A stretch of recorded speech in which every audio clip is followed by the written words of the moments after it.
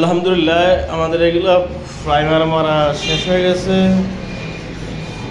তো আপনাদেরকে যদি দেখাই প্রাইমার মারার পরে আসলে এত সুন্দর ফিনিশিং চলে আসছে, আপনারা এইভাবে ইউজ করতে পারবেন যদি আপনারা চান। যে এত সুন্দর ফিনিশিং আমার কাছে এতই ভালো লাগতেছে, মনে হচ্ছে যেন রং না করলেই চলবে, কিন্তু তারপরে এর মধ্যে বেসকোট ফিনিশিং করে দিব। দেখেন আপনাদেরকে দেখাই, এগুলো হচ্ছে আমাদের প্রাইমার মারার পরে কমপ্লিট। প্রাইমার মারার পরে আমরা মূলত প্রায় 24 ঘন্টা থেকে 48 ঘন্টা মিনিমাম এটা শুকানোর জন্য সময় দিই। এরপরে এটা দেখেন ফিনিশিং দেখেন কত সুন্দর। এটার উপর আবার 240 পেপার দিয়ে বসাই করা হবে। তার পরবর্তীতে আমরা আবার নেট ফিনিশিং অথবা বেস করে দিব।